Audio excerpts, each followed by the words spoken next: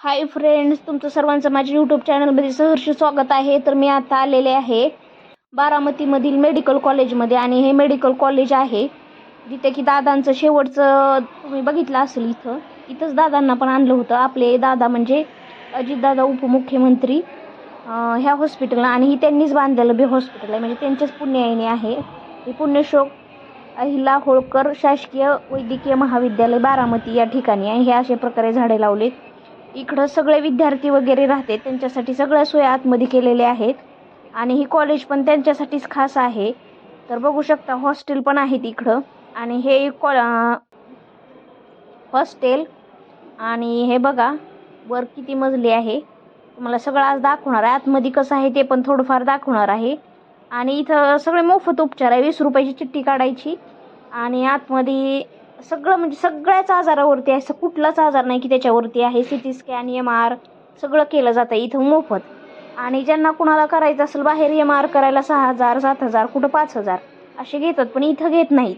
इथं फक्त आपल्याला मतदान कार्डाचं हे दाखवलं ना की मोफत केले जाते.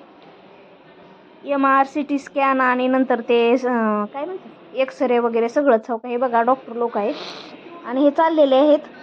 तर झालं आता हे हॉस्पिटल सकाळी 9 ते दुपारी 12-12:30पर्यंत घेतात.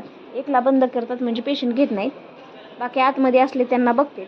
आणि सगळ्या सोयीसुविधा आहेत. तुम्हाला सांगते इथे ॲडमिट पण करून घेतलं जातं. अर्जंट काय असेल इमर्जन्सी गोरगरिबांसाठी चांगलं आहे. आणि हे बघा तुम्हाला मी दाखवते कशा पद्धतीचं हॉस्पिटल केलेलं आहे. सगळी दादाची पुण्याई आहे. कुठले पण आसपासच्या बारामतीच्या खेड्यापाड्यापासून लोक येतात. ही लिफ्ट आहे आणि वरती जे ICU वगैरे म्हणजे सगळ्या सोयी आहेत. तर बघा हे लिफ्टनं चाललेले आहेत वरती. आणि हे इकडं बघा इथं चिठ्ठी काढली जाते 20 रुपये देऊन. पलीकडं अलीकडं महिला, पलीकडं पुरुष. आणि हे काय काय केलं जाते हे सगळं लिहिलेलं आहे इथं. आणि तुम्ही जी बारामतीमधून व्हिडिओ बघत असाल तर नक्की हॉस्पिटलचा तुम्ही उपभोग करून घ्या. कारण MR मोफत, सोनोग्राफी मोफत, CT स्कॅन मोफत, एक्सरे मोफत. आता तुम्हाला सांगते मी पाठीमागं असंच माझ्या पायाला प्रॉब्लेम आला होता, म्हणजे फिरायला गेल्यानंतर समुद्राला जहाज पाण्यामधली लागली तर मी इथंच येऊन केलं होतं.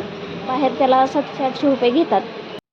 14-20 रुपयात होत आहे आपल्याला फक्त मतदान, म्हणजे मतदान कार्डच म्हणते, राशन कार्डाचं दाखवायचं झेरॉक्स, तर लगेच हे केलं जातं आहे.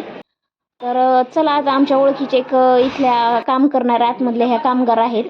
चला म्हटलं त्यांना उभा राहा, त्यांना पण यूट्यूबला बघायचं म्हणजे भारी वाटते. तर बघा ह्या हौसाने उभा राहिल्यात. तर चला आहे ओळख आपलं, काय थोडं मदत करताय. शेजारी राहत होते आमच्या तिकडं साईडला.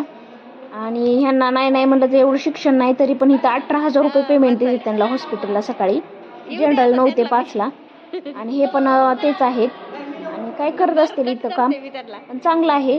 नवीनच लागल्या होत्या ज्या वेळेला. मला पण म्हणत होत्या कॉम्प्युटर ऑपरेटर करा, म्हणून काम पण मी केलेलं नाही. आता ते गेले आहे ते लॅबच्या लेडीज आहेत जिथं ब्लड टेस्ट केली जाते, ते डॉक्टरच होत्या. तर चला अशा पद्धतीने हे हॉस्पिटल दाखवलेलं आहे तुम्हाला. आणि हे बाहेरचं असं आहे.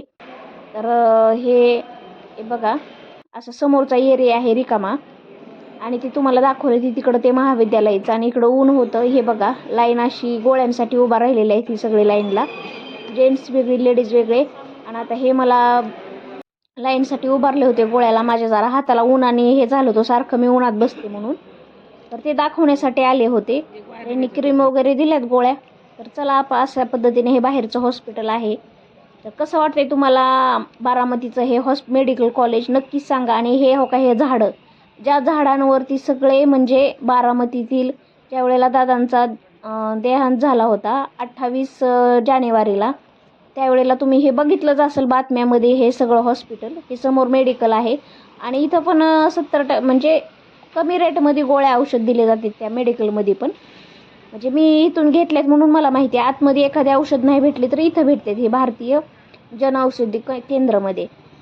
म्हणजे आतमध्ये काही गोष्टी भेटत नाही, मग त्यावेळेला बाहेरच्या मेडिकलमधून घ्या म्हणतात ते, म्हणजे कुठल्या पण. मग इथं येऊन घेतल्यावर भेटल्या तरी चांगलं आहे, कमी दरात देतात. आणि हे ते झाडं आहेत ज्याच्यावर सगळे म्हणजे बारामतीकर चढून रडत होते दादांसाठी.